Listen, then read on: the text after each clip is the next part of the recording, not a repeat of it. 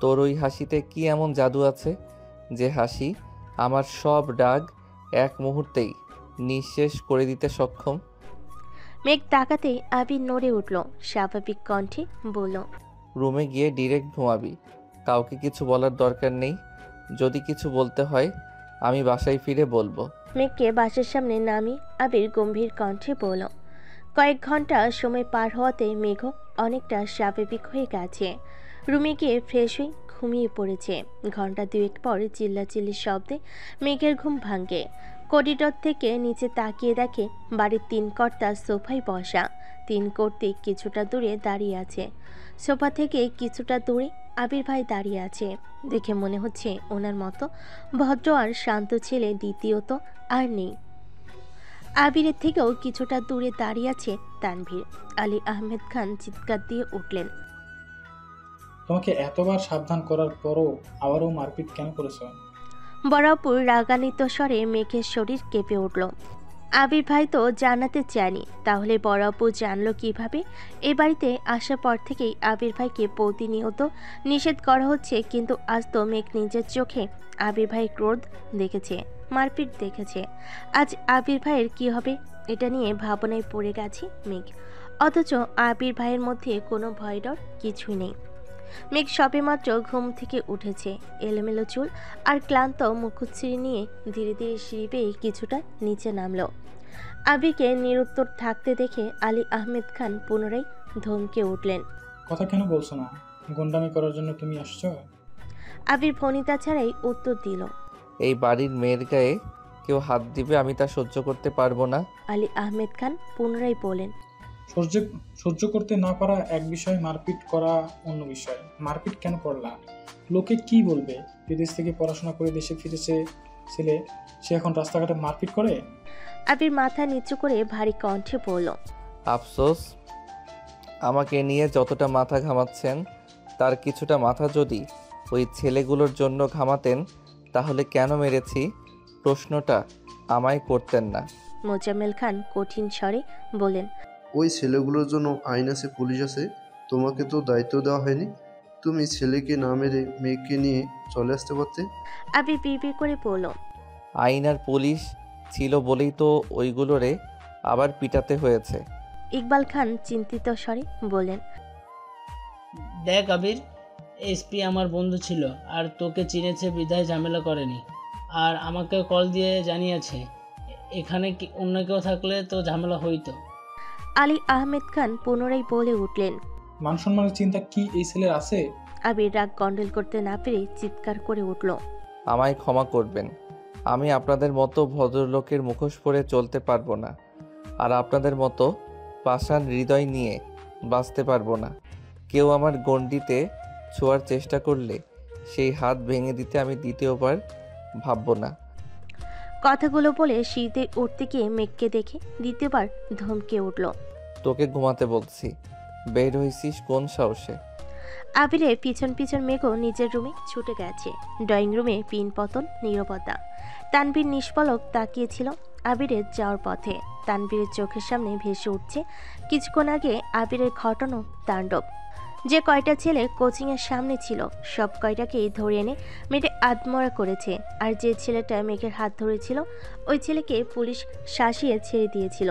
ওই ছেলেকে এনে ধারালো ছুরিতে এই ছেলের হাত কাটছে। গলা কাটার জন্য উঠে পড়ে লেগেছিল, কিন্তু রাকিব, রাসেল আরও কয়েকজন মিলে জোর করে আটকিয়েছে। আবিরের রাগ কন্ট্রোলের একমাত্র পন্থা হলো মেঘ। মেঘের কথা বলে অনেক কষ্টে আবিকে শান্ত করে। রক্তে রঞ্জিত জামা পাল্টিয়ে বাড়ি ফিরিয়ে নিয়ে আসছে তানভীর, আর রাকিব, রাসেল সহ বাকিরা ওইগুলোকে হাসপাতালে নিয়ে গেছে, যেখানে দুপুরে রাস্তায় সামান্য মারের কারণে বাড়ির মানুষের এত প্রশ্নের সম্মুখীন হতে হয়েছে। সেখানে বাড়ির মানুষ যদি দ্বিতীয় দফায় মার সম্পর্কে জানতে পারে তাহলে নিশ্চিতভাবে দু একজন হার্ট অ্যাটাক করবে। সকলের নীরবতা দেখে তানভীরও নিজের রুমে চলে গেছে। ঘন্টা খানেক পর মেঘ চুপি চুপি নিজের রুম থেকে বেরিয়ে আবির ভাইয়ের রুমের দিকে যায়। আবিরের রুমে দরজা লাগানো, ভেতর থেকে রাগান্বিত কণ্ঠে হুঙ্কার শোনা যাচ্ছে, ফোনে হয়তো কাউকে ঝাড়ছেন। ভয় মেঘ দৌড়ে নিজের রুমে চলে গেছে। কয়েকদিন কেটে গেছে। আবির ইদানিং বাড়ির সবাইকে এড়িয়ে চলে, একসাথে খায় না। অফিসে গেলেও নিজের মতো কাজ শেষ করে চলে যায়। মেঘ তো ভয়ে সামনেই যায় না। গত 3 মাসে আবির ভাইয়ের এত রাগ সে আগে দেখেনি। আবির ভাইকে দেখলে আতঙ্কে থাকে। ঠিকই লুকিয়ে লুকিয়ে আবির ভাইয়ের যাওয়া আসা দেখে। মাঝখানে নির্বাচন হয়ে গেছে। তানভীরের এমপি বিপুল ভোটে জয়লাভ করেছে। সেই সুবাদে আগামীকাল খাওয়া দাওয়ার ব্যবস্থা করেছেন। বাড়ির সবাইকে দাওয়াত দিয়েছেন, কিন্তু বাড়ির মানুষ রাজনীতি পছন্দ করে না বিধায় তানভীর কাউকেই বলেনি। শুধু মেঘকে বলেছে যাওয়ার কথা। মিম্বা আদিকে বলে ওরা বাসায় বাকিদের বলবে, আর বাকিদের বলে শুধু শুধু চারি খেতে হবে। এমনিতে আবিরের কথাতে ওনারা রেগে আছে, তাতে অবশ্য আবিরের কিছু যায় আসে না। এই পৃথিবীতে আবিরের কাছে সবচেয়ে মূল্যবান মা আর মেঘ। তাই মেঘের বিপরীতে যা খুশি থাকুক, তার কোনো কিছুতেই আবিরের আগ্রহ নেই। ভোরবেলা উঠেই তানভীর চলে গেছে। সবকিছু আগে থেকেই প্ল্যানিং করা। মেঘের বাসা থেকে কিছুটা দূরে একটা মোড় আছে। আবির অফিস থেকে ফিরে ওই মোড়ে দাঁড়াবে। মেঘ বেরিয়ে যাবে। প্ল্যান মোতাবেক সব হলো। আবির সাদা শার্ট আর কালো প্যান্ট ইন করে চোখে সানগ্লাস লাগিয়ে পুরাই নায়ক সেজে আসছে। মেঘও পছন্দের একটা কালো রঙের জামা পরেছে। ইদানিং আবির ভাইয়ের পছন্দের কালারগুলো মেঘ একটু একটু বেশি পড়ছে। দুজনকে একসাথে দেখলে যে কেউ ভাববে তারা কাপল। এমপির বাড়িতে এসে এমপির সাথে দেখা করে কথাবার্তা বলেছে। তারপর 3 ভাই বোন ছবি তুলেছে। সব শেষে খাওয়া দাওয়া করেছে। আজ আবির ভাই মেঘের সাথে স্বাভাবিক আচরণ করছে। এটা দেখেই মেঘের মন উড়ু উড়ু করছে। প্রোগ্রাম শেষে মেঘ আর আবির চলে যাবে। তানভীর মেঘকে একটু দূরে নিয়ে কি যেন বলছিল। আবির কিছুটা এগিয়ে বাইকের কাছে যাচ্ছে। আচমকা এমপির মেয়ে হাজির হলো সামনে। এমপির মেয়ে হাসি মুখে জিজ্ঞেস করলো, আসসালামু আলাইকুম ভাইয়া, কেমন আছেন? আবির স্বাভাবিক কণ্ঠে উত্তর দিল, ওয়ালাইকুম আসসালাম, আলহামদুলিল্লাহ ভালো। তুমি কেমন আছো? মেয়েটা হেসে দিল, আলহামদুলিল্লাহ অনেক ভালো। আব্বু এমপি হয়েছেন, তার ক্রেডিট তানভীর ভাইয়ের সহ আরও অনেকের। আপনিও শুনেছেন অনেক হেল্প করেছি, তার জন্য ধন্যবাদ। আবির মৃদু হাসলো, আর কিছুই বলল না। মেয়েটা আবার প্রশ্ন করলো, ভাই আপনার গার্লফ্রেন্ড কেমন আছে? আবির মৃদু হেসে উত্তর দিল। আলহামদুলিল্লাহ ভালো। তানভীর মেঘকে বিদায় দিয়ে ভেতরে চলে গেছে। মেঘ আবির ভাইয়ের দিকে তাকাতেই চোখ পড়ল একটা সুন্দরী মেয়ে আবির ভাইয়ের সাথে কথা বলছে। ভালোভাবে দেখতেই মনে পড়ল আবির ভাইয়ের ফোন থেকে ব্লক করা সেই মেয়েটা, মানে এমপির মেয়ে। আবির ভাইয়ের সাথে কথা বলছে দেখে মেঘের মেজাজ খারাপ হয়ে যাচ্ছে। এক প্রকার দৌড়ে মেঘ আবির ভাইয়ের পাশে গিয়ে দাঁড়ালো। মেয়েটা মেঘের দিকে তাকিয়ে মুখ গোমরা করে ফেলো। ঠান্ডা ঠান্ডা কণ্ঠে শুধালো, উনি কি আপনার গার্লফ্রেন্ড? এমপির মেয়ের এমন প্রশ্নে মেঘ ভ্যাবাচাকা খেলো। তীব্র উৎসাহ নিয়ে তাকিয়েছে আবির ভাইয়ের চোখে মুখে। এ যেন আবির ভাইয়ের মনের কথা জানার বিশাল সুযোগ। এই সুযোগ সে হাতছাড়া করতে চায় না মেঘ। বৃহৎ নয়নে চেয়ে আছে আবির ভাইয়ের চোখ মুখ নিরীক্ষণ করছে। আবির ভাই চোখের ইশারায় কিছু বললে সেটাও আজ বুঝে নিবে অষ্টাদশী। আবির মেঘের দিকে এক পলক তাকালো, পুনরায় চোখ সরিয়ে গম্ভীর কণ্ঠে বলল, না, ও আমার কাজিন। এই সামান্য কথাই অষ্টাদশী হৃদয় ভেঙে চূর্ণ বিচ্ছিন্ন হয়ে গেছে। মেয়েটা হাসি মুখে মেঘকে এটা সেটা জিজ্ঞেস করছে। মেঘ মনের বিরুদ্ধে উত্তরগুলো দিয়েছে। মেয়েটা বিদায় নিয়ে চলে গেছে, কিন্তু মেঘ এক পাও নড়ছে না। চলো চলো নয়নে চেয়েছে আবির ভাইয়ের দিকে। মনে মনে ভাবছে, আমি কি শুধু মোহের পেছনে ছুটছি? আবির আকাশের পানে চেয়ে মনে মনে পড়ল, তোর চোখে চোখ রেখে মিথ্যা বলার সাধ্য আমার নেই, কিন্তু তোর ভালোর জন্য এই মিথ্যাটা বলতে হয়েছে। আমি চাই না আমার কারণে তুই তোর জীবনের লক্ষ্য থেকে সরে যাস। তোকে মানসিকভাবে শক্ত হতে হবে। এর থেকেও কঠিন পরিস্থিতি মোকাবেলা করতে হবে তোকে। সারা রাস্তা কাঁদতে কাঁদতে এসেছে। প্রতিদিন আবির ভাইয়ের কাঁধে হাত রাখলেও আজ ইচ্ছে করে দূরে সরে বসেছে। বাইকের পেছনে হাত রেখেছে, তবুও আবির ভাইকে ছুঁয়েও দেখেনি। এই অনুভূতিহীন মানুষটা কোনোদিন মেঘের অনুভূতি বুঝবে না। যেখান থেকে মেঘকে নিয়ে গেছিল ঠিক সেখানেই মেঘকে নামিয়ে দিয়েছে আবির। মেঘ হেলমেট রেখে একবারের জন্য তাকায়নি আবিরের দিকে। যথারীতি বাড়ির উদ্দেশ্যে হাঁটছে। বুকের ভেতর অসহনীয় যন্ত্রণা হচ্ছে তার। এই যন্ত্রণার এক অংশ যদি আবির ভাই বুঝতো। মেঘ কাঁদছে আর বাড়ির দিকে হাঁটছে। গত 17 বছরও সে এত কান্না করেনি। এই আবির ভাই দেশে ফেরার পর যতবার কান্না করেছে। আবির বাইক থেকে দুর্বদ্ধ দৃষ্টিতে তাকিয়ে আছে মেঘের হাঁটার দিকে। কয়েক মুহূর্ত নিশ্চুপ থেকে অকমর সাথে বলে উঠল, তোকে প্রতিশ্রুতি দিব না মেঘ, বউ করে ডিরেক্ট প্রমাণ করে দিব। এই আবির কথা দিচ্ছে, তোর এই কান্না চিরতরে মুছে দিব সেদিন, ইনশাআল্লাহ। নির্বাচনের ঝামেলার পর থেকে আবির বেশ শান্তিতে আছে। আপাতত কাজের এত চাপ নেই। এমপিও বিভিন্ন কাজে ব্যস্ত।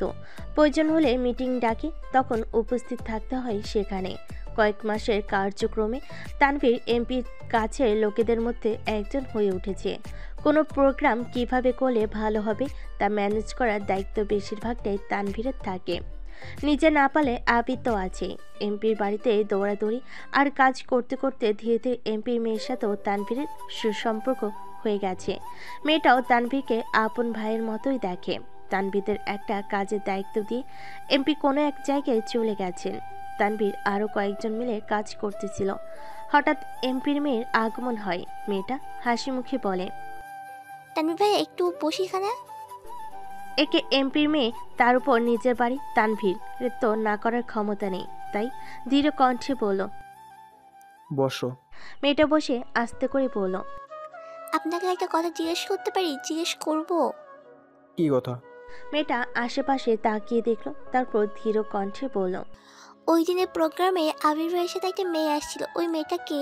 তানভীর কপাল কুঁচকে শুধালো। কেন? মেয়েটা মৃদু হেসে উত্তর দিল, মেয়েটা মাশাআল্লাহ অনেক কিউট। আবির ভাইয়াকে জিজ্ঞেস করেছিল মেয়েটাকে, ভাইয়া বলেছে কাদিন। আপনি আর ভাইয়া তো কাদিন, তাহলে মেয়েটা কি আপনার বোন?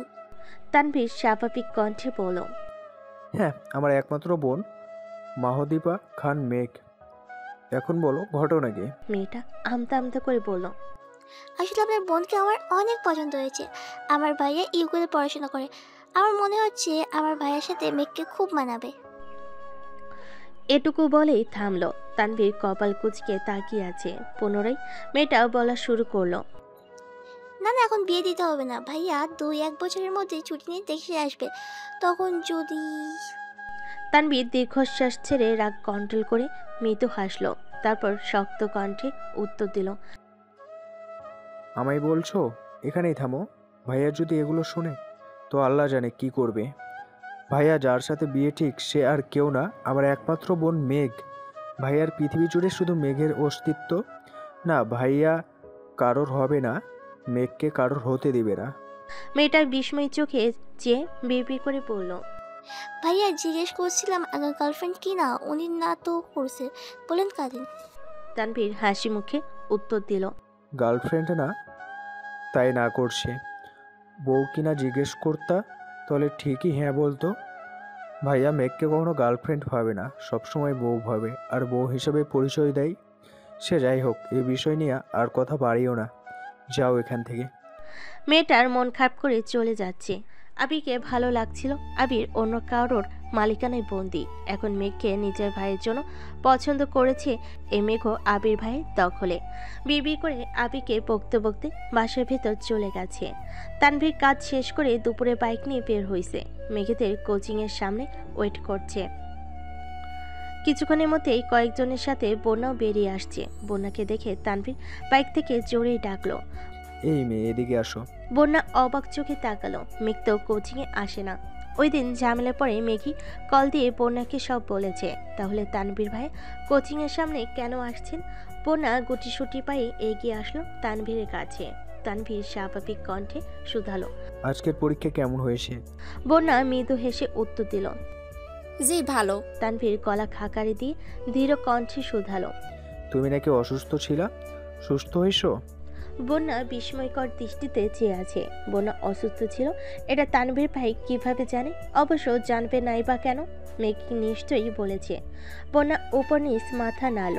তানভীর বাইকের সাইড থেকে একটা হেলমেট খুলে বন্যার দিকে এগিয়ে দিয়ে বলল, এটা পরে বাইকে বসো। বন্যা ভুরু কুচকে তাকিয়ে বলল, কেন? তানভীর কিছুটা শক্ত গলেই বলল। উঠতে বলছি, উঠো। বন্যা তানভীর ভাই সম্পর্কে খুব ভালো করেই জানে, তাই তেরামি না করে চুপচাপ বসেছে। তানভীর পেছনে নিজের ব্যাগ রেখে তারপর বসেছে, যেন গায়ে না লাগে। তানভীর বন্যাকে নিয়ে একটা রেস্টুরেন্টে এসেছে। বন্যার পছন্দ মতো খাবার অর্ডার দেওয়া হয়েছে। আগে একদিন মেঘের সাথে ছিল বলে বন্যার এতটা অস্বস্তি লাগেনি, তবে আজ একা তানভীরের সাথে খেতে সে নিজের হাত পা স্থির রাখতে পারছে না। বন্যার অস্বাভাবিকতা দেখে তানভীর স্বাভাবিক কণ্ঠে বলল, এত ভয় পাচ্ছ কেন? আমি তো অপরিচিত কেউ নই, আর আশেপাশের মানুষ যদি তোমায় এই কাঁপাকাঁপি দেখে তাহলে নিশ্চিত ভাববে আমি তোমাকে কিডন্যাপ করে নিয়ে আসছি। প্লিজ স্বাভাবিক হও। বন্যা কিছুটা স্বাভাবিক হয়ে কোমল কণ্ঠে শুধালো। আমায় আবারও ট্রিট দেওয়ার কারণ কি? তানভীর উত্তর দিল, এমপি জিতছে সেই খুশিতে খাওয়াচ্ছি। আরও আগেই খাওয়াবো ভাবছিলাম, কিন্তু সময় পাইনি। মাঝখানে এমপির বাড়িতে প্রোগ্রাম ছিল, অবশ্য ওখানে তোমাকে যেতে বলতাম, কিন্তু তুমি তো সেখানে যাবে না, তাই আর বলিনি। আজ একটু ফ্রি আছি, এজন্য তোমাকে নিয়ে আসলাম। বন্যা কিছু একটা ভেবে পুনরায় প্রশ্ন করলো। তাহলে মেঘকেও নিয়ে আসতেন। তানভীর সঙ্গে সঙ্গে জবাব দিল। বনুকে নিয়ে আসতে চাইছিলাম, কিন্তু ভাইয়া নিষেধ করলো। কথাটা বলেই ভাবনায় পড়ে গেছে তানভীর। যদি বন্যা কিছু বুঝে ফেলে যেই কথা সেই কাজ। বন্যা প্রশ্ন করে উঠল, আপনি মেঘের আপন ভাই, তাহলে উনি নিষেধ করবেন কেন? তানভীর আমতা আমতা করে বলল, ওই দিনের কোচিংয়ের ঘটনা তো তুমি নিশ্চয়ই শুনেছো। আসলে ওই ঘটনার পর থেকে বনু একটু চিন্তিত। এই অবস্থায় এদিকে আসলে যদি ভয় পাই, তাই ভাইয়া না করেছে, আর কিছুই না। অবশ্য ওদের সবাইকে নিয়ে ঘুরতে যাব। অনেক দিন ধরেই মিম আর আদি খুব করে ধরেছে ঘুরতে যাওয়ার জন্য। এতদিন নির্বাচনের ঝামেলার জন্য পারিনি, এখন না নিয়ে গেলে বাসায় ঝামেলা হয়ে যাবে। বন্যা মৃদু হাসল। বাসার ঝামেলার ভয়ে ভাই বোনেদের ঘুরতে নিয়ে যাবে। তানভীর যে কোনো কিছুকে ভয় পায়, এটা শুনেই বন্যার হাসি পাচ্ছে। বন্যার অপরূপ হাসি দেখে তানভীরও হেসে ফেলল। তানভীরের উচ্চতা 5 ফিট নয়, গায়ের রং উজ্জ্বল শ্যামলা, সুস্বাস্থ্যের অধিকারী, বলতে গেলে কিছুটা গুলোমুলো টাইপের। তানভীরের দাড়িও আবিরের মতোই ছোট করে কাটা, ফুল হাতার টি শার্ট কুনুই পর্যন্ত ওঠানো, সাথে জিন্স প্যান্ট। হেলমেটের কারণেও গোছানো চুলগুলো অগোছালো হয়ে গেছে। বন্যা তানভীরের মুখের দিকে কিছুক্ষণ দেখল। এমনিতেই খুব মুডি মনে হলো, হাস্যোজ্জ্বল মুখটা দেখলে মনে হয় না এই মানুষটা এত রাগী। দুজনেই খাওয়া শেষ করলো। তারপর বন্যাকে বাসার গলি পর্যন্ত পৌঁছে দিয়ে বাসায় ফিরেছে তানভীর। দিনটা বৃহস্পতিবার ছিল। মেঘ সন্ধ্যাবেলা সোফায় বসে নুডলস খাচ্ছিল। এমনিতেই ইদানিং মেঘের মন ভালো নেই। আবির ভাইয়ের মুখে সেদিন না শব্দ শোনার পর থেকে মেঘ আর আবির ভাইয়ের সাথে কথা বলে না। আবিরও আগ বাড়িয়ে কথা বলতে আসে না। মেঘের নুডলস খাওয়ার মাঝে মালিয়া খান হুট করে এসে মেঘের পাশে বসলেন। মেঘ অবাক চোখে চাইল বড় আম্মুর দিকে, তারপর ঠান্ডা কণ্ঠে শুধালো, কি হয়েছে বড় আম্মু? মালিয়া খান উত্তেজিত কণ্ঠে বলা শুরু করলেন, হ্যাঁ রে মেঘ, মেয়েটা যে তোকে পড়ায় কি যেন নাম? মেঘ ভুরু কুচকে উত্তর দিল, জান্নাত আপু। কেন? মালিয়া খান উত্তেজিত কণ্ঠে বললেন, জান্নাত মেয়েটাকে তোর কেমন লাগে? আমার তো বেশ ভালো লাগে, খুব ঠান্ডা, মন মানসিকতাও ভালোই মনে হলো। আমার মাথায় একটা চিন্তা করতেছে, আবিরের তো বিয়ের বয়স হয়েই গেছে, জান্নাতের সঙ্গে তোর আবির ভাইকে মানাবে ভালো, তাই না? মেঘের মনে হচ্ছে মাথার উপরে অবস্থিত ছাদটা অকমরসাত মেঘের মাথায় ভেঙে পড়েছে। মেঘের বুকটা কেঁপে উঠল। যে মেয়েকে নিজে আতঙ্কে আছে, সেখানে বড়াম্মু ওই মেয়েকেই বউ করার কথা বলছে। এ যেন কাটা ঘায়ে নুনের ছিটা দেওয়ার মতো। মেঘ ঢোক গিলে নিজেকে স্বাভাবিক রাখার চেষ্টা করছে, কিন্তু চাইলে কি সব কিছু লুকানো সম্ভব? যেই মানুষটার জন্য বুকের ভেতর এক আকাশ সমান ভালোবাসা, সেই মানুষটার বিয়ের কথা শুনছে, তাও অন্য মেয়ের সাথে। মেঘের চিৎকার করে কাঁদতে ইচ্ছে করছে। বড় আম্মুকে কি করে বোঝাবে 3 মাসেই আবির ভাইকে নিজের থেকেও বেশি ভালোবেসে ফেলেছে। মালিয়া খান পুনরায় প্রশ্ন করলেন, এই মেঘ, জান্নাতকে জিজ্ঞেস করিস তো কাউকে পছন্দ করে কিনা? পছন্দ না থাকলে ভাবছি আবির আর তোর বড় আব্বুর সাথে এই বিষয়ে কথা বলবো। কথা শেষ করে মালিয়া খান উঠে রান্নাঘরে চলে গেছেন। এদিকে মেঘের গলা দিয়ে নুডলস নামছে না, বুক ফেটে কান্না আসছে। নুডলসের প্লেট রেখে নিজের রুমে চলে গেছে। ফ্যান ছেড়ে লাউড স্পিকারে গান চালিয়ে ইচ্ছে মতো কেঁদেছে। মনে কষ্ট প্রকাশ করার মতো কেউ নেই মেঘের জীবনে, তাই কান্নাই তার একমাত্র সঙ্গী। ঘণ্টাখানেক পর জান্নাত আপু পড়তে আসছে। মেঘ হাত মুখ ধুয়ে ফ্রেশ হয়ে নিচে পড়তে আসছে। জান্নাত আপুকে দেখে মেঘের মাথায় শুধু বরামর কথাগুলোই ঘুরছে। পড়ানো শেষ করে মেঘ বলল, আপু একটা কথা জিজ্ঞেস করি? জান্নাত মিষ্টি করে হেসে পড়ল। হ্যাঁ অবশ্যই। মেঘ শীতল কণ্ঠে প্রশ্ন করল, আপু আপনি কি কাউকে পছন্দ করেন? মেঘের এমন প্রশ্নে জান্নাতের ওষ্ঠদ্বয় আরো বেশি প্রশস্ত হলো। শান্ত স্বরে উত্তর দিল, হ্যাঁ। মেঘ যেই না প্রশ্ন করতে যাবে কে সে, তার আগে জান্নাতের ফোনে কল আসছে। কল রিসিভ করে কথা বলতেই মেঘের থেকে বিদায় নিয়ে জান্নাত বেরিয়ে গেছে। অষ্টাদশীর মনের ভেতর তোলপাড় চলছে। বরামর বলা কথাগুলো মাথায় ঘুরছে।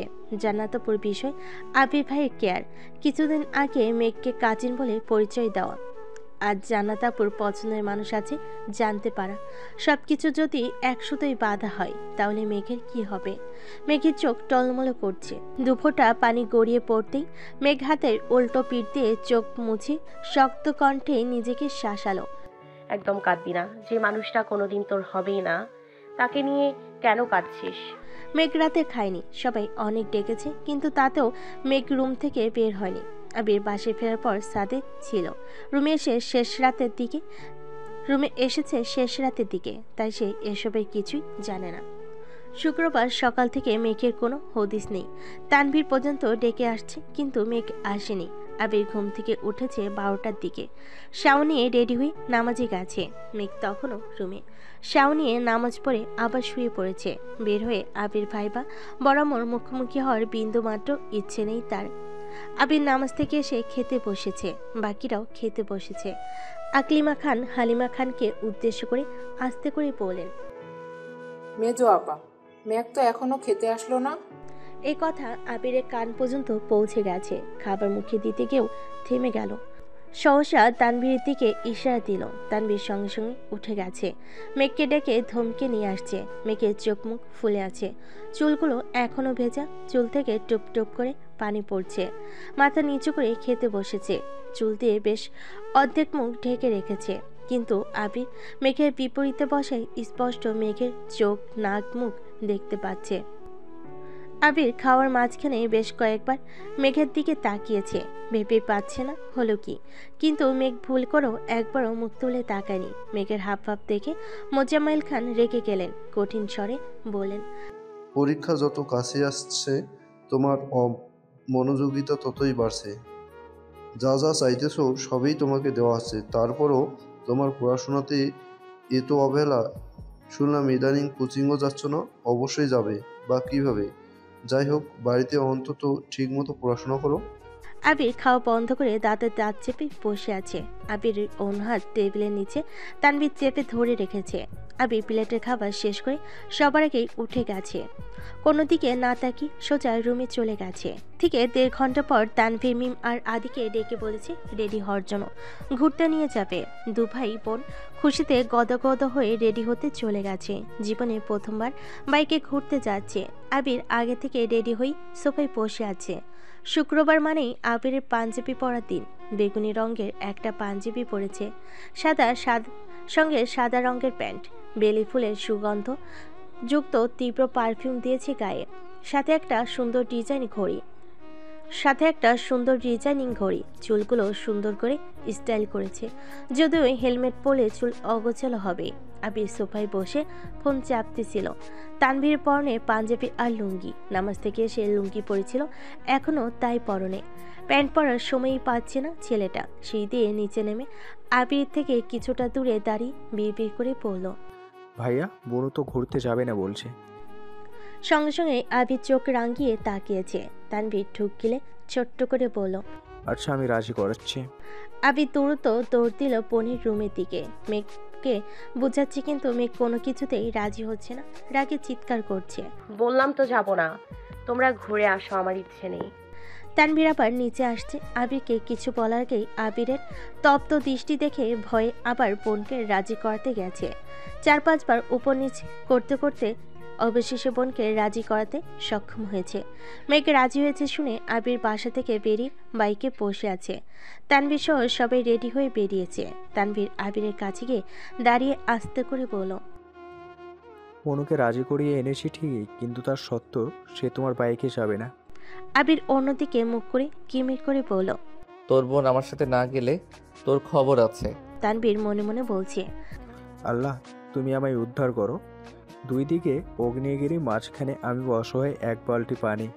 কি করে সামলাবো এই দুই পাগল রে। তানভীর বাধ্য হয়ে মেঘকে বোঝাতে গেল। মেঘ মাত্র অতিরিক্ত রেগে আছে। আজ তানভীরের কথা শোনা বা মানার কোনো ইচ্ছে তার নেই। আবির ভাইয়ের সাথে যাবে না মানে যাবে না। তানভীর আবিরের দিকে তাকাতে দেখল আবির রাগে ফুঁসছে। তানভীর বিড়বিড় করে বলল, কি মুসিবতে পড়লাম আমি। কোনো কিছুতেই যখন বোনকে মানাতে পারছিল না তখন তানভীর বলে উঠল, দেখ বনু, ভাইয়ার বাইকে একজনই বসতে পারবে, দুইজন বসলে রিস্ক হয়ে যাবে। আমার বাইকে দুইজন বসা গেলেও দুইজন মেয়ে বসা যাবে না। মিম জীবনে প্রথম বাইকে উঠবে, তোরা দুইজন একসাথে বসলে যদি অ্যাক্সিডেন্ট করে ফেলে, তাই বলছি তুই ভাইয়ার সাথে যা। মেঘ এপাশ ওপাশ মাথা নাড়িয়ে বলল, আমি এসব জানি না, আমি ওই বাইকে যাব না। তাহলে তোমরা ঘুরে আসো, আমি যাব না। তানভীর আতকে উঠে বলে, না তুই যাবি প্লিজ, এটাই লাস্ট টাইম, এরপর থেকে আমি তোকে নিয়ে যাব। এবারের মতো ভাইয়ের সাথে চলে যা। এই কথা বলে তো ফেলেছে, কিন্তু ঘুরে ভাইয়ের দিকে তাকানোর সাহস পাচ্ছে না, কারণ এই কথা শুনে নিশ্চিতভাবে আবিরের রাগ দ্বিগুণ বেড়ে গেছে। আর ভাইয়ের রক্তবর্ণের চোখে চোখ রাখার ক্ষমতা তানভীরে নেই। সে তো বোনকে বোঝানোর জন্য এই কথা বলেছে, কিন্তু আবির তো এটা সহ্য করবে না। মেঘ শক্ত কণ্ঠে বলল, ঠিক আছে। তানভীর দীর্ঘশ্বাস ছেড়ে হাসলো। বোনকে মানাতে পারছে এটাই শুক্রিয়া। মেঘ আবিরের পেছনে বসেছে ঠিকই, কিন্তু মাঝখানে এক হাত ফাঁকা রেখে আবির উচ্চস্বরে বলে উঠল, তানভীর, তোর বোনরে বল ধরে বসতে, না হয় রাস্তায় আধমরা হয়ে পড়ে থাকবে, তখন বোনের জন্য কাঁদিস না। আবির ভাইয়ের ভারী কণ্ঠের হুঙ্কার শুনে মেঘ সঙ্গে সঙ্গে আবির ভাইয়ের কাঁধ চেপে ধরে আবিরের কাছাকাছি এসে বসলো। আবির হেলমেটের আড়ালেই মৃদু হাসলো, তারপর বাইক স্টার্ট দিল। এইদিকে তানভীর বিড়বিড় করে বলছে, আরে আমার বোনের কিছু হলে আমার আগে তো তুমি ময়রা যাবা।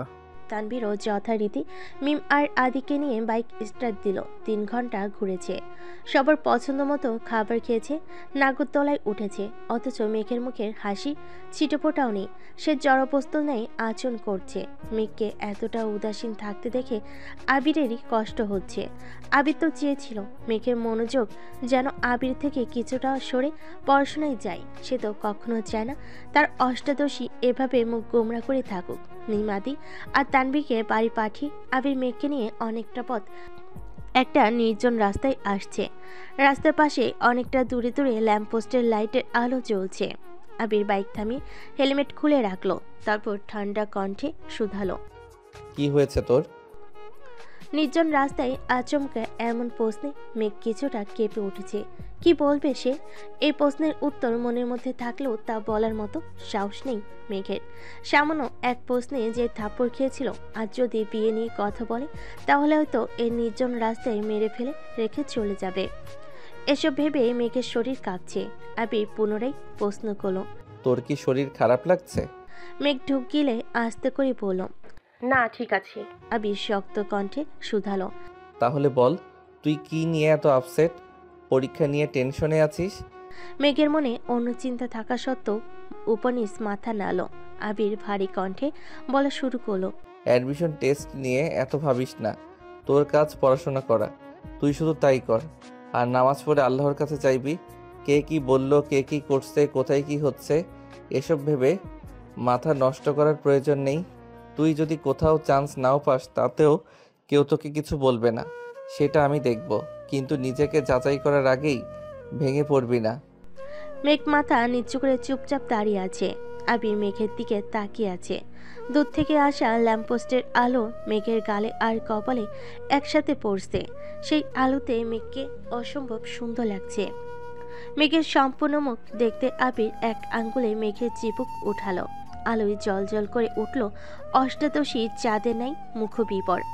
আচমকা আবির ভাইয়ের আঙ্গুলের ছোঁয়াতে মেঘের দেহ কম্পিত হলো। আবির ভাইয়ের মুখের দিকে তাকালো মেঘ। বুকে জমে থাকা অভিমানরা যেন অভিযোগ হয়ে বেরিয়ে আসতে চাইছে। মনে সব কষ্ট উজাড় করে বলতে ইচ্ছে করছে এই মানুষটাকে। কয়েক সেকেন্ডের জন্য মেঘের মনে হচ্ছে এই পৃথিবীর বুকে মেঘের সামনে দাঁড়ানো ব্যক্তিটা মেঘের সবচেয়ে কাছের মানুষ। এই মানুষটা একান্তই মেঘের। আবির মেঘের চোখে চোখ রেখে তপ্ত স্বরে বলল, আমি বিশ্বাস করি আমার মেঘ এত সহজে হেরে যাওয়ার মেয়ে নয়। এই কথা শোনা মাত্রই মেঘের মনে হচ্ছে মস্তিষ্কের নিউরনেরা দিক বেদিক ছুটছে। মনে একটা কথাই বারবার ঘুরছে, আমার মেঘ। আবির ভাই আমার মেঘ বলে সম্বোধন করেছে, এটা ভাবতে মেঘের সকল মন খারাপ এক মুহূর্তেই পালিয়ে গেছে। সহসা মেঘের মুখে হাসি ফুটে উঠেছে। মেঘের মুখে অকৃত্রিম মায়াবী হাসি দেখে আবিরও নিঃশব্দে হাসল। মেঘের দিকে তাকিয়ে থেকেই পুনরায় দৃঢ় কণ্ঠে বলল, this is my sparrow, I always want to see you like this. মেঘ নিস্তব্ধ হয়ে চেয়ে আছে আবিরের দিকে। এই যে এই মানুষটাকে নিয়ে এত অভিযোগ সামনে আসলে কেন এই অভিযোগ আর অভিমানেরা পালিয়ে যায়? এত রাগ কেন দেখাতে পারি না ওনাকে? উনি যদি সত্যি সত্যি জান্নাত আপুকে পছন্দ করেন, আর জান্নাত আপু যদি ওনাকে পছন্দ করেন, তাহলে তো ওনাদের বিয়ে খুব শীঘ্রই হয়ে যাবে। তখন আমি কি করব? এই যে এই মানুষটার ছোট্ট ছোট্ট কথাতেই আমার সব রাগ করে পানি হয়ে যায়। আবার নতুন করে ওনার প্রেমে হাবুডুবু খাই। উনি জান্নাত আপুকে বিয়ে করলে আমার কি হবে? তখনই কি ওনার প্রতি আমার এরকম টান থাকবে, নাকি এখন এই অনুভূতিগুলো তখন শুধুই স্মৃতি হয়ে থাকবে? এসব ভাবতে ভাবতে মেঘ ঠোঁট ফুলে কান্না শুরু করে দিয়েছে। হঠাৎ কান্না দেখে আবির কিছুটা অবাক হয়ে গেছে। কিছুই তার মাথায় ঢুকছে না। সে ভেবেছিল শুধু এমপির বাড়ির ঘটনা থেকে মেঘের মন খারাপ, আর বাকিটা পড়াশোনা নিয়ে। কিন্তু এই মন খারাপের সবটা জুড়ে যে জান্নাত, এটা আবির বুঝতেও পারছে না। আবির কিছুক্ষণ সময় চুপচাপ মেঘের দিকে তাকিয়ে আছে। একবারের জন্য কান্না থামাতেও বলছে না। অনেকটা সময় কাঁদার পর মেঘ আবিরের দিকে তাকালো। একটা মেয়ে এভাবে কাঁদছে, অথচ এই মানুষটা কিছু বলছেও না।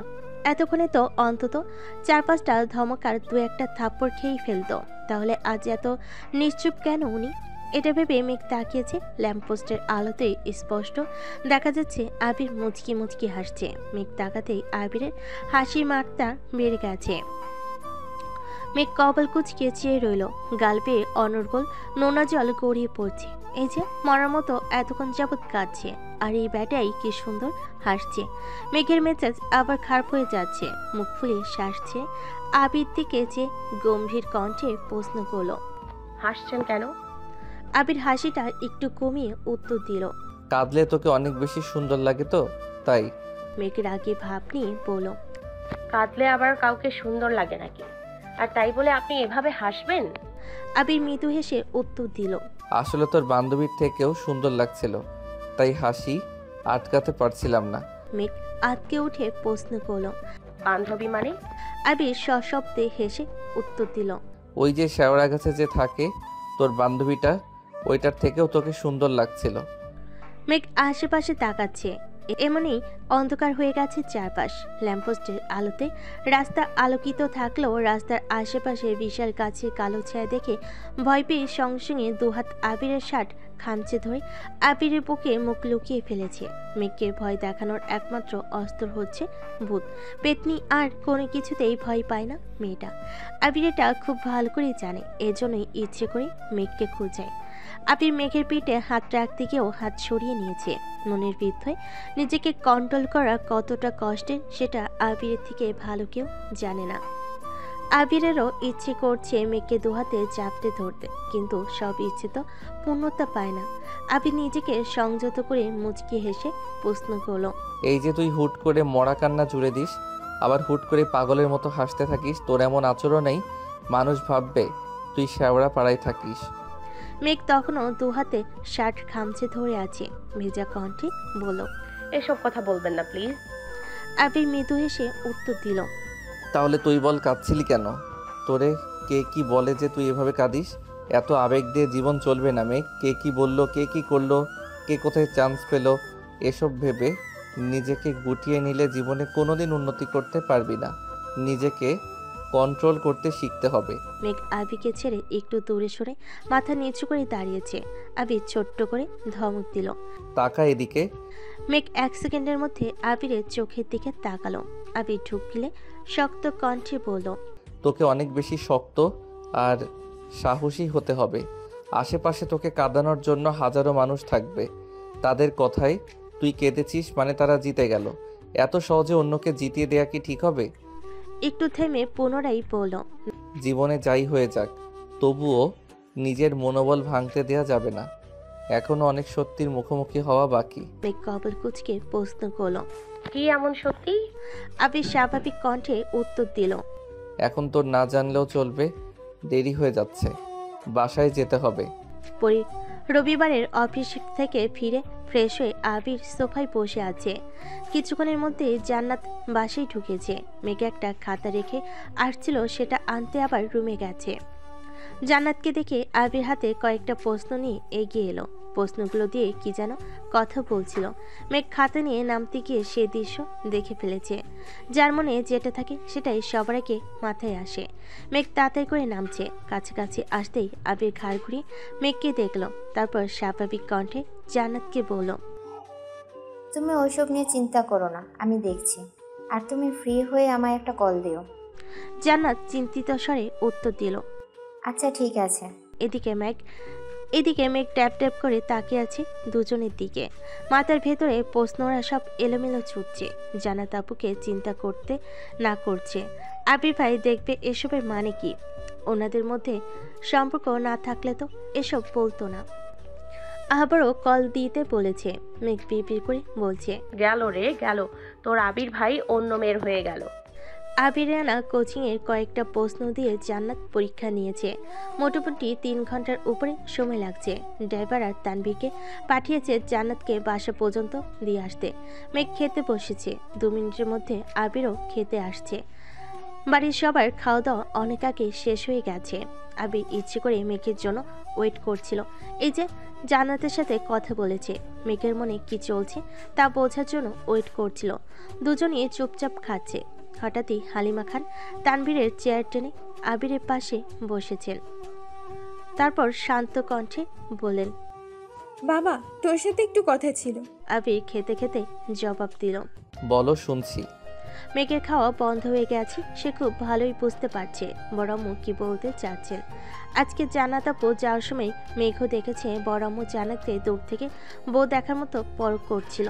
মালিয়া খান শীতল কণ্ঠে বলা শুরু করলেন, আর কিছুদিন পরেই তো তোর 25 বছর হতে চলল। তুই যেহেতু এখন ব্যবসাও করছিস, তোর আব্বুর মুখে শুনেছি তুই খুব মনোযোগী, আর তুই যাওয়াতে নাকি ব্যবসা অনেক উন্নতি হচ্ছে। তাই বলছিলাম বিয়ে তো করা দরকার। আমি সেদিন মেঘকে জান্নাতের কথা জিজ্ঞেস করেছিলাম।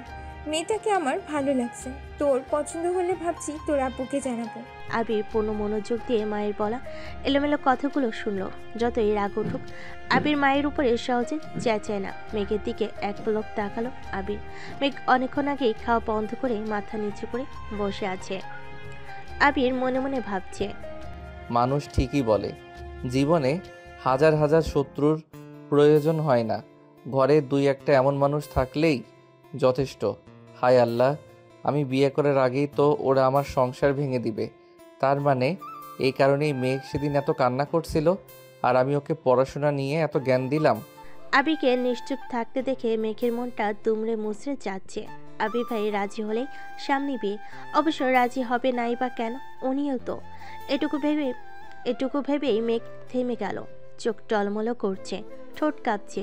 আবির মায়ের দিকে তাকিয়ে ভারী কণ্ঠে অকমসাৎ বলে উঠল, একটা মেয়ে এই বাড়িতে পড়াতে আসছে, আর তোমরা কী সব ভাবছো? তাছাড়া আমি এখন বিয়ে করব না, এই টপিকে আর কথা বলো না। এটুকু বলেই আবির দাঁড়িয়ে পড়ল, মেঘের দিকে তাকিয়ে তপ্ত স্বরে বলল, এই মেয়ে, খাওয়া শেষ করে পড়তে বসো গিয়ে, এসব আজাইরা চিন্তা মাথায় ঢুকাবি না। অ্যাডমিশন টেস্টের চাপে মেঘের নাজেহাল অবস্থা। প্রতিদিনই জান্নাত পড়াতে আসে, টানা 3 ঘন্টা পরীক্ষা নেওয়া, বোঝানো শেষে বাসায় ফিরে। অন্যান্য দিনের মতো আজও মেঘ সব পড়া শেষ করে 11:30-এর দিকে শুয়েছে। আবির এখনও ফিরেনি। মেঘ একবার আবিরের রুম থেকে ঘুরেও আসছে, আরও 20 মিনিট অপেক্ষা করেছে। আবির ফিরছে না বলে বাধ্য হয়ে ফোনে সেভ করা আবিরের নাম্বারটা বের করে। কোচিংয়ের ঘটনার পর আজ দ্বিতীয়বারের মতো আবির ভাইকে কল দিতে যাচ্ছে। অষ্টাদশী হৃদয়ের কম্পন তীব্র হতে শুরু করেছে। কল রিং হচ্ছে, কয়েক মুহূর্ত পর রিসিভ হলো। সঙ্গে সঙ্গে মেঘ কাপা কাপা গলায় সালাম দিল। একই সময় ওপাশ থেকে একটা মেয়ের কণ্ঠস্বর ভেসে আসছে। সালামার ওপাশের মেয়েলি কণ্ঠের বলা কথাটা একসাথে হয়। মেঘ কথাটাও বুঝতে পারেনি। আবির উচ্চস্বরে কাকে বলে উঠল, স্টপ। সহসা স্বাভাবিক কণ্ঠে সালামের উত্তর দিয়ে বলল, ঘুমাসনি এখনো? আবিরের স্টপ শুনে মেঘ এখনো স্টপ হয়ে আছে। কোন মেয়ে কি বলছে? আবির ভাই এখন কোথায়? কিছুই ভেবে পাচ্ছে না। কিছুটা ভেবে চিন্তে মেঘ প্রশ্ন করল, আপনি এখন কোথায়? বাসায় কখন আসবেন? আবির গম্ভীর কণ্ঠে উত্তর দিল। বাসায় ফিরতে একটু দেরি হবে। কেন? মেঘ পুনরায় প্রশ্ন করল, কোথায় আছেন? আবির রাশভারী কণ্ঠে উত্তর দিল, একটা কাজে আসছি, তানভীরও আছে আমার সাথে, চিন্তা করিস না। মেঘ খুশি হয়েও হতে পারল না। মেঘের কণ্ঠ শুনে মনে ভয় ঢুকে গেছিল। তানভীর সাথে আছে শুনে একটু খুশি হলো, বেশি খুশি হতে পারল না। কারণ তানভীর আপন ভাই হওয়া সত্ত্বেও ভাইয়ের খোঁজ না নিয়ে আবির ভাইয়ের খোঁজ নিচ্ছে। বিষয়টা কেমন হয়ে গেল না? মেঘ আস্তে করে শুধালো, ভাইয়া কি আপনার পাশে? আবির উত্তর দিল, না, একটু দূরে। কথা বলবি? ডাকবো? মেঘ সঙ্গে সঙ্গে বলে উঠল, না না না, এমনিতেই। আসছেন না যে, অপেক্ষা করতেছি। আবির ঠান্ডা কণ্ঠে বলল, অপেক্ষা করতে হবে না, আমরা চলে আসবো। মেঘ আস্তে করে বলল, টেনশনে ঘুম আসছে না। আবির কপাল কুঁচকে স্বাভাবিক কণ্ঠে উত্তর দিল, আচ্ছা, আসতেছি। মেঘ বেলকুনিতে দাঁড়িয়ে অপেক্ষা করছে। অনেকক্ষণ পর আবির আর তানভীর বাসায় ফিরেছে। তানভীর আগে গিয়ে বাসে ঢুকে পড়ল। আবির নিচে দাঁড়িয়ে কারোর সাথে ফোনে কথা বলছে। মেঘ বেলকুনি থেকে দাঁড়িয়ে সে দৃশ্য দেখছে, ঠোঁটে তার মিষ্টি হাসি। মেঘ বিড়বিড় করে বলছে, আবির ভাইয়ের উপস্থিতি যে আমার হৃদয়ে বসন্ত জাগাতে সক্ষম। উনি কবে বুঝবেন এটা? মেঘ আনমনে কত কিছু ভেবে যাচ্ছে। কখন আবির বাসে ঢুকেছে অষ্টাদশী সেই খেয়াল নেই। আবির নিজের রুমে না গিয়ে সোজা মেঘের রুমে এসেছে। মেঘকে রুমে না পেয়ে যেই না বেলকুনির দিকে যাবে, তখনই দৃষ্টি পড়ে মেঘের খাতার দিকে। কেমিস্ট্রি বিক্রিয়ার পাশে বড় বড় করে লেখা আবির ভাই। আবির তৎক্ষণাৎ খাতাটা হাতে নিয়েছে, লাস্ট কয়েকটা পৃষ্ঠা উল্টিয়ে দেখছে। পড়ার ফাঁকে ফাঁকে খাতা জুড়ে আবির ভাই লেখা, আরও কিছু কিছু রোমান্টিক লাইন, কবিতার অংশ, গানের লাইন, এসব লেখা। এসব দেখে আবিরের মাথায় রক্ত উঠে গেছে। খাতা টেবিলের উপর ছুঁড়ে ফেলে বেলকনিতে পা রাখতে রাখতে চিৎকার দিয়ে উঠল, এই মেয়ে, সমস্যা কি তোর? আচমকা আবির ভাইয়ের কণ্ঠ শুনে চমকে ওঠে মেঘ। আবিরের রাগান্বিত মুখবিবর দেখে ভয়ে দুপা পিছিয়ে মাথা নিচু করে নরম স্বরে বলল, কোনো সমস্যা নেই। আবির দ্বিতীয়বারের মতো চিৎকার দিয়ে উঠল, তুই কি পড়াশোনা করবি নাকি করবি না? মেঘের মাথায় কিছুই ঢুকছে না। আবির ভাইকে বাসে আসতে বলার সাথেই মেঘের পড়াশোনার কি সম্পর্ক? জানাতা পড় নেওয়া, পরীক্ষাতেও তো ভালো মার্ক পায়, তাহলে আবির ভাই এমন কেন করছেন? মেঘ ঢোক গিলে ছোট্ট করে বলল, করব। আবির রাগান্বিত কণ্ঠে বলল, লোক দেখানো পড়াশোনা করার কোনো দরকার নেই, এটা তোর জন্য লাস্ট ওয়ার্নিং। যদি তুই ঢাকা বিশ্ববিদ্যালয়ে চান্স না পাস, তাহলে তোর পা দুটো ভেঙে ঘরে বসাইয়া রাখবো। পড়াশোনা যদি করতে চাস তাহলে চান্স পাইতে হবে, আর না হয়। এটুকু বলেই আবির থামল। চোখে মুখে একরাশ বিরক্তি আর ক্রোধ। 1 সেকেন্ড না দাঁড়িয়ে চলে যায়। মেঘের টেবিলের পাশে থাকা কাঠের চেয়ারে সজোরে লাথি দিয়ে রুম থেকে বেরিয়ে পড়েছে। লাথিটা চেয়ারে দিল, কেঁপে উঠেছে অষ্টাদশীর সর্বাঙ্গ। মাথায় ঢুকছে না কিছুই। কেমন হলো যে আবির ভাই এতটা রেগে গেছেন? বাসে ফেরার কথা বলে কি ভুল করে ফেলেছে?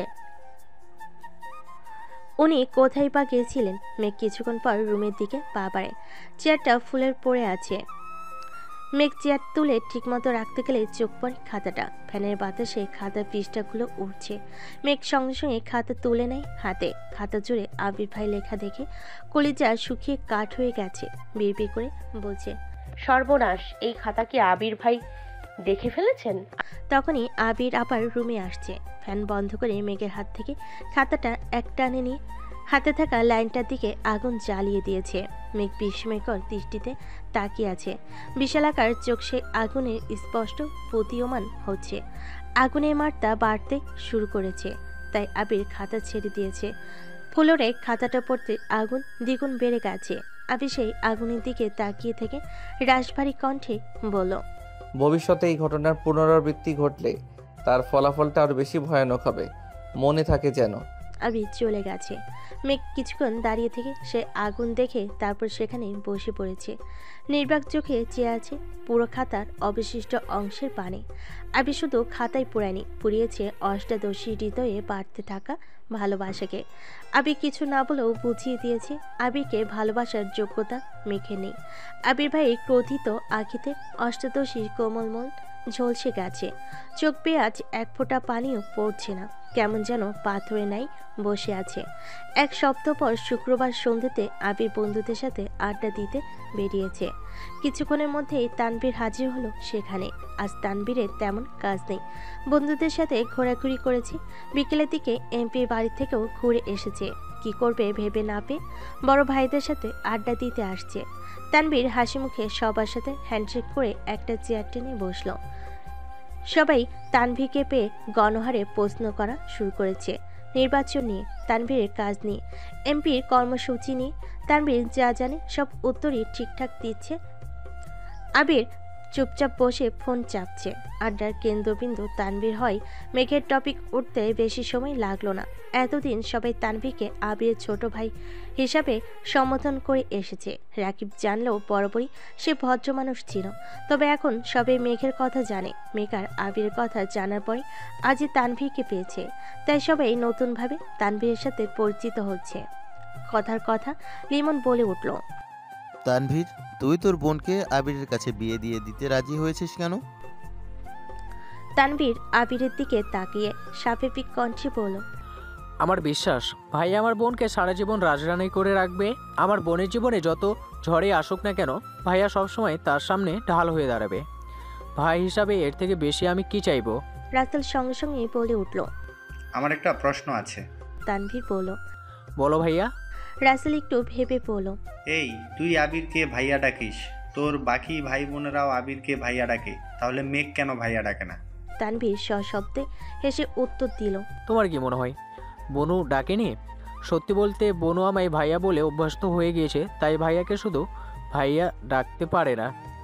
ভাইয়া দেশে ফেরার পর প্রথম বনু ভাইয়াকে একবার আবির ভাইয়া, একবার আবির ভাই এমন করে ডাকতো। একদিন বড় আম্মুর সামনে আবির ভাই বলায় বড় আম্মু বলেন, ভাইয়ার নাম ধরে ডাকিস না, বড় ভাইয়া বলে ডাকবি। লিমন বলল। পরে তানভীর আবিরের দিকে একবার তাকালো। আবির চুপচাপ বসে আছে, কারণ সে ভালো করে জানে তানভীর আসলে বন্ধুরা আবিরের কুকৃতি জানতে চাইবে। আবিরকে চুপচাপ থাকতে দেখে তানভীর একটু সাহস নিয়ে পুনরায় বলা শুরু করলো। পরে আর কি, বনু কিছু বলার আগেই ভাইয়ের চিৎকার দিয়ে উঠছে। ভাইয়া বলে, ভাইয়া ডাকার কোনো প্রয়োজন নাই, যা ডাকছে তাই ডাকো। বড়াম্মু এখান থেকে যাওয়ার পর বনু মজা করে বলেছে, আবির ভাই। ভাইয়া সঙ্গে সঙ্গে বলে, ভুলেও যদি আর একবার ভাইয়া ডাকিস তাহলে এমন থাপ্পড় দিব জীবনের মতো ভাইয়া ডাক বন্ধ হয়ে যাবে। সেই থেকে বনু আবির বলেই ডাকে। সবে আবির দিকে চেয়ে হাসছে। লিমন আবিরকে উদ্দেশ্য করে বলে, ভাই ডাক শুনতে কেমন লাগে বন্ধু? আবির বিরক্তি নিয়ে উত্তর দিল, ভাই ডাকটা অনেক কষ্টে সহ্য করে নিয়েছি, কিন্তু ভাইয়া ডাক সহ্য করতে পারবো না। রাকিব তানভীরের দিকে তাকিয়ে প্রশ্ন করলো, এমপির মেয়ের কি খবর রে? এখনো কি উল্টাপাল্টা কিছু বলে? তানভীর স্বাভাবিক কণ্ঠে উত্তর দিল, মেয়ে ভালোই আছে, তবে ইদানিং আরেকটা কথা বলেছে যেটা আমি বড় ভাইয়াকেও বলিনি। আবির ভুরুকুচকে প্রশ্ন করলো, কি বলছে? তানভীর ঢোক গেলে আস্তে করে বলল, এমপির মেয়ের বনুরে অনেক ভালো লাগছে। আবির কপাল কুচকে গম্ভীর কণ্ঠে বলল। তো তানভীর আস্তে করে বলল। এমপির ছেলের বউ মানে এমপির মেয়ে ভাবি বানাতে চাই। আবির বসা থেকে উঠে রাগান্বিত কণ্ঠে শুধালো। কি? তানভীর চেয়ার থেকে উঠে দৌড়ে গিয়ে রাকিবের পেছনে লুকাইছে। রাকিবও দাঁড়িয়ে পড়েছে। লিমন আর রাসেলের সঙ্গে সঙ্গে আবিরকে ধরেছে। তানভীর রাকিবের পেছন থেকে উচ্চ স্বরে বলে উঠল। তুমি এভাবে আমায় মারতে পারো না। ভুলে যেও না আমি তোমার সম্বন্ধী হই। আবির আগে ফুঁসতে ফুঁসতে বলল। এই কথাটা মাথায় রাখি বলেই আজ পর্যন্ত তুই আমার হাতে মায়ের খাসনি। রাকিব হাসতে হাসতে বলল। তানভীর, তোর ভাগ্য ভালো। শালা হলে যে কি দশা করতো তোর আল্লাহ ভালো জানে। আবির রাগান্বিত কণ্ঠে বলল। তানভীর, তোরে আমি আগেই না করছিলাম মেঘরে ওই বাড়িতে নেওয়ার দরকার নেই। তুই জোর করছিলি বলে আমি নিছিলাম। এমপির মেয়েরে এমনি সহ্য হয় না। এখন আমার ভাই ছেলের নাম কি, কই পাবো এটা বল শুধু। তানভীর ঠান্ডা কণ্ঠে বলল। ছেলে ইউকেতে থাকে, ছেলে এসবের কিছুই জানে না। এমপির মেয়েই ভালো লাগছিল, আমি না করে দিছি। বলছি বনু তোমার বউ কাহিনী যেন না বাড়ায়। আবির গম্ভীর কণ্ঠে শুধালো। আমায় আগে বলিসনি কেন? তানভীর তখনও রাকিবের পেছনে লুকিয়ে আছে। ধীর কণ্ঠে বলল। এখানে চারজনের সামনেই বলে যান বাঁচানো কষ্টকর হয়ে যাচ্ছে। বাড়িতে আমায় একা পেয়ে মায়ের দিবে কিনা তার কি গ্যারেন্টি আছে? আবির কণ্ঠ দ্বিগুণ ভারী করে বলল। এমপির মেয়েটা যদি ছেলে হইতো তাহলে এর খবর আছিল। এমপির ছেলে দেশে ফিরলে জানাইস তো। তানভীর চিন্তিত স্বরে বলল। কেন মরবো না কে? কিন্তু ছেলে তো কিছুই জানে না। আবির স্বাভাবিক কণ্ঠে উত্তর দিল। সেটার সময় বলে দিবে। আরও ঘন্টা দুয়েক আড্ডা দিয়ে 10টার পরে বাসে ফিরেছে দু ভাই।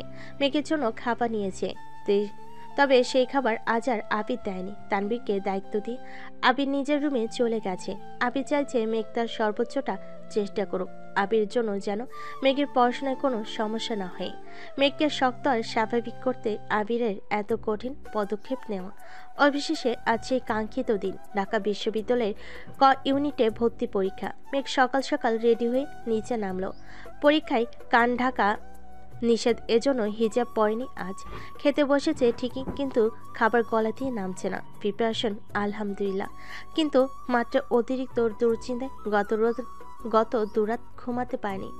গতকাল রাতেই ঠিক হয়েছে গাড়ির থেকে বাইকে গেলে সুবিধাজনক হবে, তাই তানভীর মেঘকে পরীক্ষার হলে নিয়ে যাবে। কিন্তু সকাল থেকে তানভীর হদিস নেই, এখনও ঘুম থেকেই উঠেনি। ইকবাল খান যেই না তানভীরকে ডাকতে যাবে তখনই চোখ পড়ল আবির রেডি হয়ে নামছে।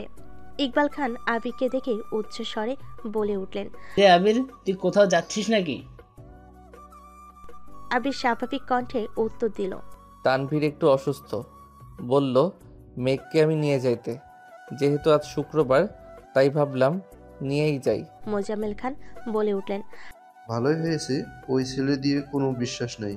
দেখা গেল যাইতে যাইতে পরীক্ষা শেষ হয়ে যাবে, তার থেকে ভালো তুই নিয়ে যা। আবির মৃদু হাসলো। মালিয়া খান ছেলেকে ডেকে বলেন।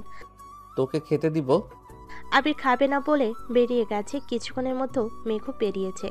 সবাই গেট পর্যন্ত মেঘকে বুঝাতে বুঝাতে এগিয়ে দিয়ে এসেছে। 1 ঘন্টার মধ্যে উপস্থিত হলো পরীক্ষার কেন্দ্রে। চারপাশে অসংখ্য শিক্ষার্থী আর তাদের সাথে অভিভাবক, শুধু বন্ধুরা মিলেও পরীক্ষা দিতে এসেছে। কেউ কেউ রাস্তার পাশে বসে পড়তে ব্যস্ত। মেঘ আশেপাশে পরিবেশ দেখে আরও বেশি শঙ্কিত হয়ে যাচ্ছে। এখনও গেট খোলা হয়নি। মেঘ আশেপাশে এত শিক্ষার্থী দেখতে ব্যস্ত, অথচ আবির মেঘের দিকে তাকিয়ে আছে। আবির হঠাৎই শীতল কণ্ঠে ডাকলো। মেঘ। জি। মেঘ আবিরের পানে তাকিয়ে উত্তর দিল। আবির অকমরসাদ 2 হাতে আলতোভাবে মেঘের দুগাল স্পর্শ করে মেঘের চোখে চোখ রেখে নিরেট কণ্ঠে বলল। আমি গর্ব করে বলতে পারি এখানে উপস্থিত হাজার হাজার শিক্ষার্থীর মধ্যে আমার মেঘ সবচেয়ে বেশি বুদ্ধিমতী। পরীক্ষা শেষে আমি তোর মুখে সেই অকৃত্রিম হাসিটা দেখতে চাই, যেই হাসিটা শুধুই বিজয়ের। আমার বিশ্বাস তুই পারবি। মেঘ নির্বাক চোখে তাকিয়ে আছে আবিরের মুখ বিবরে। মেঘকে ছেড়ে একটু দূরে সরে আবির পুনরায় বলল। টেনশন করিস না, বের হয়ে সোজা এখানে আসবি। আমি এখানেই থাকবো। ততক্ষণে গেট খুলে দিয়েছে। হাজার হাজার পরীক্ষার্থী ভিড়ে মেঘও কেন্দ্র ঢুকে গেছে। আবির বাহিরে অপেক্ষা করছে। পরীক্ষা মেঘের হলেও চিন্তা সব আবিরের। তার প্রথম আর একমাত্র চিন্তা অসময়ে দেশে ফেরা। ভেবেছিল ভর্তি পরীক্ষা শেষে ফিরবে, কিন্তু জয়ের জন্য তার হলো কই। দেশে ফেরার পর থেকেই একটা চিন্তা, আবিরের জন্য মেঘের না কোনো সমস্যা হয়। 3 মাস যাবৎ কত কৌশলই না অবলম্বন করেছে মেঘকে শক্ত করতে। আজকে পরীক্ষাতেই বোঝা যাবে আবির কতটুকু সফল আর কতটুকু ব্যর্থ। কিছুক্ষণ হলো পরীক্ষা শেষ হয়েছে। এত এত পরীক্ষার্থীর ভিড়ে আবিরের দৃষ্টি খুঁজছে সেই কাঙ্ক্ষিত ব্যক্তিকে। অবশেষে চোখ পড়ে তার অষ্টাদশীর পানে। দ্রুত পায়ে এগিয়ে আসছে। মুখে তার তৃপ্তির হাসি, খুশিতে জ্বলজ্বল করছে 2 আঁখি। এক নিমিষেই আবিরের দুশ্চিন্তা উধাও হয়ে গেছে। মেঘ কাছাকাছি এসে খুশিতে গদগদ হয়ে বলল, আলহামদুলিল্লাহ, পরীক্ষা ভালো হয়েছে। সঙ্গে সঙ্গে প্রশস্ত হলো আবিরের 2 ওষ্ঠ। ঠান্ডা কণ্ঠে বলল, আলহামদুলিল্লাহ। বাসায় কল দিয়ে সবার সাথে কথা বলেছে। আবির মেঘের দিকে তাকিয়ে প্রশ্ন করল, এখন কি বাসায় যাবি? বাসায় যাওয়ার কথা শুনে মেঘের মনটা খারাপ হয়ে গেছে। 24 ঘন্টা বাসায় থাকতে থাকতে বিরক্ত হয়ে গেছে। কোচিংয়ে যাওয়া বন্ধ হওয়ার পর শুধু একদিন ভাই বোনেদের সাথে ঘুরতে বের হয়েছিল। সেই থেকে বলতে গেলে ঘরবন্দি। মেঘের মন খারাপ দেখে আবির পুনরায় প্রশ্ন করল, ঘুরতে যাবি? সহসা মেঘ হাসি মুখে আবিরের দিকে তাকিয়েছে, কিন্তু হাসিটা কয়েক সেকেন্ডেই গায়েব হয়ে গেছে। মনে পড়ে গেল কিছুদিন আগের খাতা পোড়ানোর ঘটনা, যার মনে মেঘের জন্য বিন্দুমাত্র জায়গা নেই। তার সাথে কথা বলাই বেমানান। ওনার নাম লেখাতে যে মানুষটা কয়েক মিনিটের মধ্যে সম্পূর্ণ খাতা পুড়িয়ে ফেলেছেন, সেই মানুষটা থেকে দূরে থাকাই শ্রেয়। মেঘ মাথা নিচু করে উত্তর দিল, না, বাসায় চলে যাব। আবির কপাল কুঁচকে কেমন করে চেয়ে আছে। আবির খুব ভালো করেই বুঝতে পারছে তার অষ্টাদশী অভিমান করে আছে। আবির গম্ভীর কণ্ঠে বলল, আগে চল খেতে যাই। তোর জন্য তাড়াহুড়োতে সকালে না খেয়ে বের হয়েছি, খুব ক্ষুধা লাগছে। আজ শহর জুড়ে জ্যাম। পরীক্ষার্থীদের ভিড়ে গাড়ি এক জায়গাতেই ঘন্টার পর ঘন্টা আটকে গেছে। মেঘকে নিয়ে নাস্তা করে বেরিয়েছে। 1 ঘন্টার বিশাল জ্যাম পেরিয়ে বাইক ছুটছে নিরুদ্দেশের পথে। মেঘ দুবার জিজ্ঞেস করেছে, কোথায় যাচ্ছি? কিন্তু আবির কোনো উত্তর দেয়নি। ঘন্টা খানেকের মধ্যেই পৌঁছে গেছে এক অপরূপ সুন্দর জায়গা। উত্তরা 15 নম্বর সেক্টরে সুপরিচিত সেই জায়গার নাম দিয়াবাড়ি। দিয়াবাড়ি সবসময় বেশ জনপ্রিয়, তবে শরৎকালে কাশফুলের শুভ্রতায় এই স্থানের মাধুর্যতা কয়েকগুণ বেড়ে যায়। আকাশে যেমন সাদা মেঘেরা ঘুরে বেড়াচ্ছে, তেমনি প্রকৃতি জুড়েও সাদার মেলা। মুগ্ধ আঁখিতে কাশফুল দেখছে মেঘ। কাশফুলের শুভ্রতায় মেঘের মন ফুরফুরে হয়ে গেছে। গুটি গুটি পায়ে এগিয়ে গিয়ে আলতো হাতে কাশফুল ছুঁয়ে দিচ্ছে। এদিকে আবির বাইকে হেলান দিয়ে দুর্বদ্ধ দৃষ্টিতে তাকিয়ে সেই দৃশ্য দেখছে। মুহূর্তেই আবিরের ঠোঁটের কোণে হাসির ঝিলিক দেখা গেল। আনমনে বলে উঠল, মানুষ শুধু শরতে কাশফুলের মায়ায় পড়ে, অথচ আমি প্রতিদিন প্রতিক্ষণ শুধু তোর মায়ায় পড়ে থাকি। মেঘের মনে আনন্দের সীমা নেই। আনন্দ হবে নাই বা কেন? ঢাকা শহরে থেকেও এত বছরে কোনোদিন এই জায়গায় আসতে পারেনি। শুধু 2 একবার নামই শুনেছে। বাবা কাকারা ব্যবসার কাজে এতই ব্যস্ত থাকেন যে সবাইকে নিয়ে ঘুরতে যাওয়ার সময় নেই কারোর। কাকামণি মাঝে মাঝে মেঘ, মিম আর আদিকে নিয়ে বের হলো, সেটা মাসে একবার, সেটা 3 মাসে একবার। অথচ আবির দেশে ফিরেছে সবে মাত্র 4 মাস হবে। এই অল্প সময়েই আবির মেঘকে নিয়ে ঢাকার আশেপাশে সব জায়গায় ঘুরে ফেলেছে। অবশেষে আজ কাশফুলের রাজ্যও নিয়ে আসছে। ভাবতেই পারছে না মেঘ। আবির মেঘকে বুঝতে না দিয়ে মেঘের বেশ কিছু ছবি তুলেছে। ফোন পকেটে রেখে কতগুলো কাশফুল একসাথে এনে মেঘের দিকে এগিয়ে দিয়ে বলল, তোর কিছু ছবি তুলে দিব। মেঘ আবিরের দিকে তাকিয়ে হেসে ফেল। সেও মনে মনে ভাবছিল মোবাইলটা নিয়ে আসলে ছবি তুলতে পারত, কিন্তু আবির ভাইকে এই কথা বলার সাহস পাচ্ছিল না। আবির মেঘের মনের কথা বলে ফেলেছে, তাই না চাইতো মেঘ হেসে ফেলেছে। আবির কয়েকটা ছবি তুলে দিয়েছে। ছবিগুলো দেখে মেঘ স্বাভাবিক কণ্ঠে বলল, ধন্যবাদ, আমরা কি এখন চলে যাব? আবির ভুরু কুঁচকে বলে উঠল, এত স্বার্থপর কেন তুই? মেঘ চোখ বড় বড় করে তাকিয়ে শুধালো। মানে? আবির বিরক্তির স্বরে বলল, এই যে এত কষ্ট করে এত দূরে নিয়ে আসলাম তোকে, ছবিও তুলে দিলাম, একটাবার বলতে তো পারতি দেন আপনাকে দুটো ছবি তুলে দেই বা একটা সেলফি অন্তত তুলি। যেই নিজের ছবি তোলা শেষ অমনি বাসায় জায়গা, স্বার্থপর একটা। আমি স্বার্থপর হলে আপনি হিটলার। মুখের উপর মেঘ জবাব দিয়ে ফেলেছে।